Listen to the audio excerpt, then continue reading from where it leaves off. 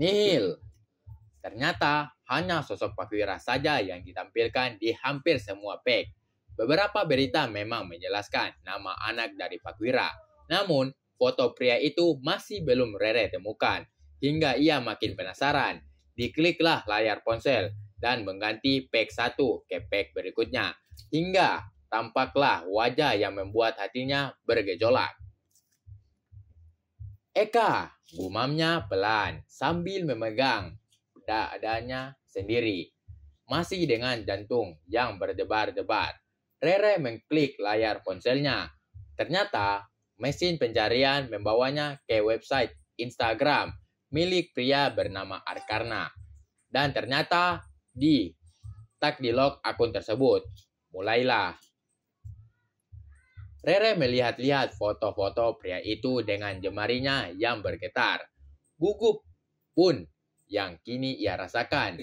Gimana tidak, foto-foto Arkarna di sini sama persis dengan sosok Eka yang ia kenal. Wajah, senyuman, potongan rambut, dan tanpa kacamata yang ia saksikan di layar ponselnya. Perasaannya makin berkecamuk ketika bersamaan layar ponselnya menampilkan sebuah gambar berlatar hitam hasil editan dengan sebuah tulisan dan diakhiri dengan tanda tanya di beranda. Ponselnya pun berdering mengganti layarnya menjadi layar panggilan masuk. Ayah, gumamnya. Assalamualaikum ya, ujar Rere ketika telah menjawab telepon dari sang ayah. Waalaikumsalam. Kamu di mana, Re? Di kantor ya. Kenapa? Kamu boleh ngantar mama kamu gak ke bandara ntar sore? Tanya ayahnya. Kebetulan ada meeting tiba-tiba di kantor Eka Wira. Rere hanya berdehem. Dan ketika ingin berucap, Pak Sanjaya menyela. Masalahnya, meetingnya sampai malam nih kayaknya. Oh, oke deh ya. Biar Rere aja yang antar mama ke bandara. Makasih ya sayang. Sesaat, tampak Rere sedang berpikir sesuatu. Benaknya pun telah merencanakan sesuatu. Ya, kenapa sayang? Ayah meetingnya sama Pak Wira dan Pak Arkarna. Iyalah, kan mereka berdua big boss-nya ayah.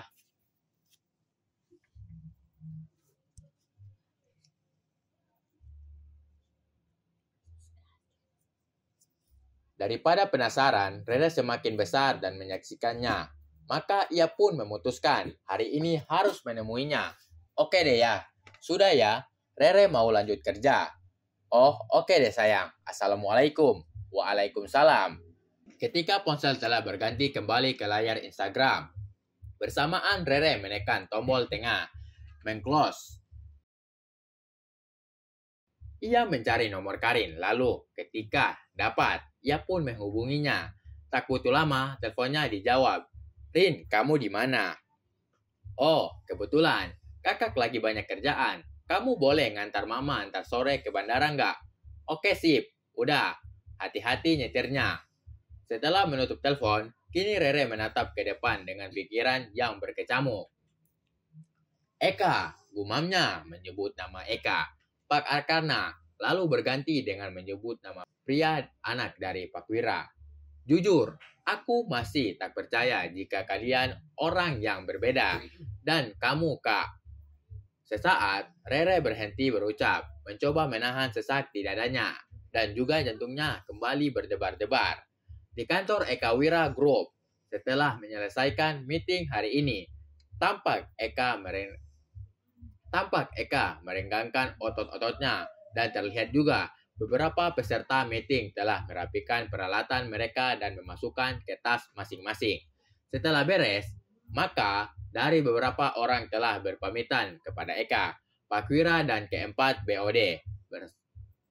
Kini Eka kembali duduk di kursi, melihat ke arah pintu masuk. Orang-orang yang telah keluar dari ruang dan tampak sang ayah mendekatinya. Gak pulang, Ar? Bentar lagi ya, jawab Eka tersenyum. Ya sudah, ayah duluan ya sayang, kata Pak Wira. Oke deh, hati-hati ya. Setelah sepeninggalan Pak Wira, kini tersisa Eka sendiri di ruangan.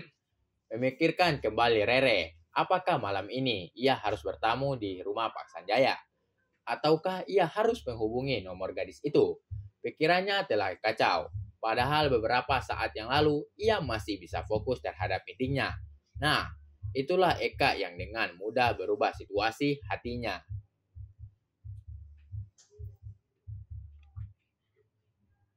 Benaknya pun kini telah berkecamuk antara memikirkan apakah malam ini ia harus mencari Rere, mendatangi gadis itu atau menghubunginya terlebih dahulu.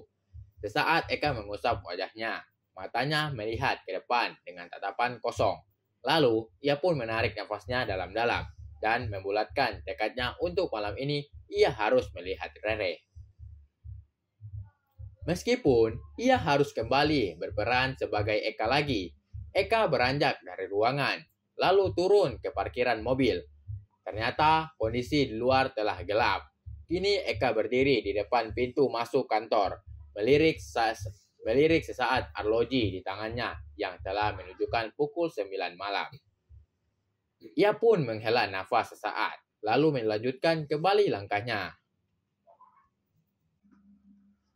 Oke guys, terima kasih telah tonton channel kami. Dan jangan lupa untuk menekan tombol like and subscribe agar kamu tidak ketinggalan novel-novel berikutnya. Bagi para jomblo, jangan sedih, sebab kehidupan itu berawal dari jomblo. Dan jangan lupa bahagia.